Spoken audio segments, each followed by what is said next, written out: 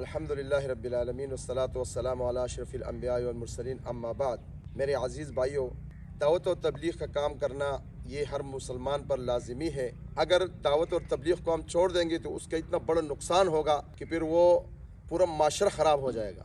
دعوت اور تبلیغ کا کام اتنا ضروری ہے کہ اللہ رب العالمین نے قرآن مجید میں بنی اسرائیل کا واقعہ بیان کیا ہے کہ جب ان کو اللہ تعالیٰ نے منع فرمایا کہ آپ نے مچھلی نہیں پکڑنا ہے تو انہوں نے ہیلے بہانے کیا۔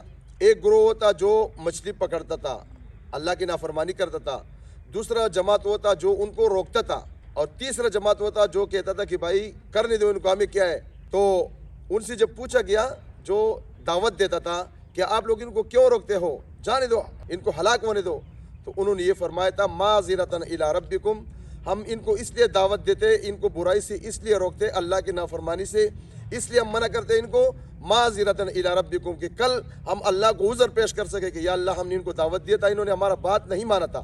تو جب اللہ کا عذاب آیا میرے بھائیوں، وہ دو گروہ جو ایک تو نافرمانی کرتے تھے، ایک ان کو نافرمانی سے نہیں روکتے تھے، ان کو اللہ نے تباہ کر دیا، ان کو خنزیر اور بندر بنایا۔ اور جو دعوت والا گروپ تھا جو ان کو دعوت دیتے تھے، برائی سے روکتے تھے کہ یہ اللہ کی نافرمانی ہے، اس سے باز آ جاؤ، اللہ تعالیٰ نے ان کو نجات دیا۔ تو اگر ہم بھی دعوت کا کام نہیں کریں گے تو آپ یاد رکھنا میرے بھائیوں، بے دینی ہمارے گھروں تک پہنچ جائے گی، بلکہ پہنچ چکی ہے۔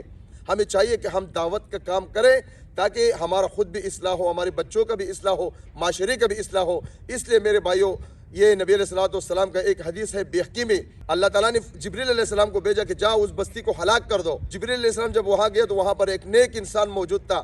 انہوں نے کہا یا اللہ یہاں پر تو ایک نیک انسان ہے، میں کس طرح اس بستی کو ہلاک کروں؟ تو اللہ تعالیٰ نے فرمایا کہ سب سے پہلے اس نیک انسان کو ہلاک کرو، اس لیے کہ یہ خود تو عبادت کرتا ہے لیکن یہ اللہ کی نافرمانی پر کبھی پریشان نہیں ہوتے، انہوں نے کبھی کسی کو نافرمانی سے نہیں روکا، لہٰذا آپ سب سے پہلے ان کو ہلاک کریں اور پھر پورا بستی کو ہلاک کریں۔ میرے بھائیوں، اگر ہم چاہتے ہیں کہ ہم ہلاکت سے بچ جائیں اور برائی اور بے دینی سے بچ جائے، ہماری نسلیں بچ جائے، ہمارے گھر بچ جائے، ہمارے بچے سدھر جائے، سیدھے راستے پر چلے، اس کے لیے ضروری ہے کہ ہم دعوت کا کام کریں۔ اللہ رب العالمین مجھے اور آپ کو سب کو دعوت کی کام کرنے کی توفیق عطا فرمائے۔ السلام علیکم ورحمۃ اللہ۔